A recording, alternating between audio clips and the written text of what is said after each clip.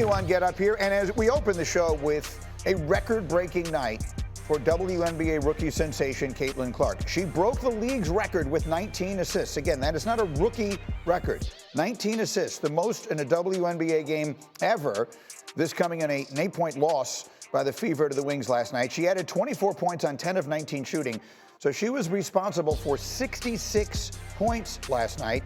That also broke the all-time WNBA record, which had previously been held by Diana Taurasi. That had been at 65. Again, Caitlin Clark had 66. She's nearing all sorts of rookie records this year. She's on pace to score the second most points by a rookie in a season, as well as breaking the rookie record for three-pointers and assists in a season. This coming last night on the last night before the All-Star break and then the Olympic break. So when we need perspective on greatness, we bring in greatness herself. Rebecca Lobo, good enough to get up with us this morning. So Rebecca, I'm trying to run through the history that Caitlin set last night.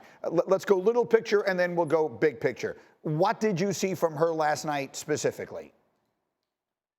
Last night, I saw Caitlin Clark looking very comfortable and confident with the basketball in her hands. Specifically, in the fourth quarter, there was a play where she came down and she had a wraparound behind the back pass that led to an assist.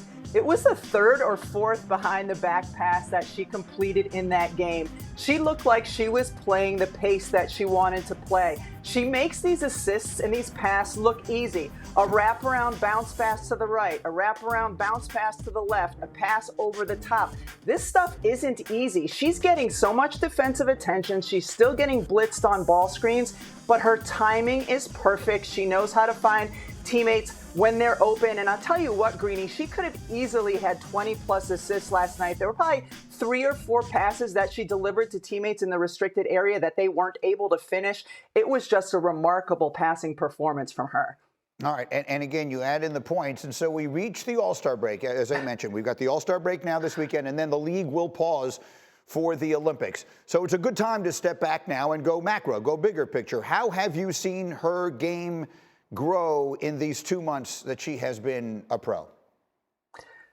I think last night was a perfect example of where we've seen her growth. The game has just slowed down. We saw early in this season with the amount of defensive attention she was getting, in particular on ball screens where she was getting blitzed. Sometimes she was sped up, wasn't able to find the perfect player to get the ball to. She has grown in that area. Her teammates have really grown, her coaching staff as well, and enabling her to play to those strengths, to understand the defensive attention that she's getting. She's not settling for nearly as many of the logo bombs as we became accustomed to in college. She's looking to attack the basket more. If her three isn't on early, she's a little bit more judicious with where she uses it. Like last night, she was only 2 of 9 from 3, but she was still able to score. She drove to the basket. She assisted to her teammates. Her adjustment has been remarkable and relatively quick.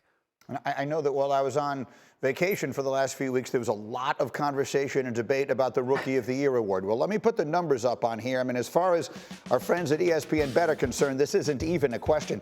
Going into last night's game, she was minus 1,000 to win Rookie of the Year.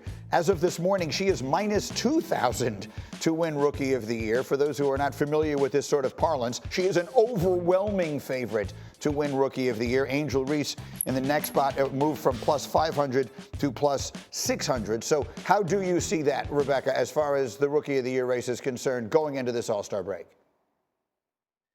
Going into the All-Star break, I certainly see Caitlin Clark as the favorite. You talked about her accounting for more than 60 of her team's points last night. She has scored or assisted on more points than any other player this season. She has scored or assisted on a higher percentage of her team's points than any other player in the league. Not any other rookie in the league, any other player in the league. And considering that she's doing this by getting more defensive attention than any player in the league, and Greeny, Indiana has played the toughest strength of schedule to date. So right now, because of what she's doing on the offensive end of the floor, certainly my vote would go to Caitlin Clark. And then one last thing for you here, because as I mentioned, this is a unique season for the league. They compressed their schedule. They're playing all their games. Now they get this break.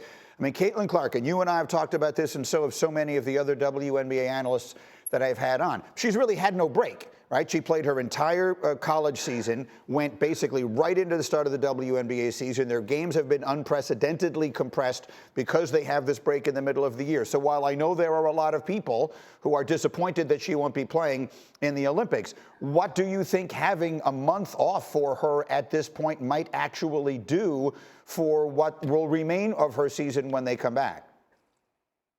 I think it's going to be an incredible time for her to just relax and rest a little bit. And I'm not just talking about physically, but mentally as well. She can get away from all of the noise. You know, most teams are getting 10 days to 2 weeks off before they reconvene and start training with one another again. But as you mentioned, she has been going nonstop. And again, for her, it's not just what it's been physically, but all of the noise that's been surrounding this young woman. So finally, she can take a break. I think it'll be great for her. And then when the Indiana Fever reconvene, most of their players are not playing internationally in the Olympics, and they'll have a real chance to work on some things and get better, in particular on the defensive end for the second half of the season.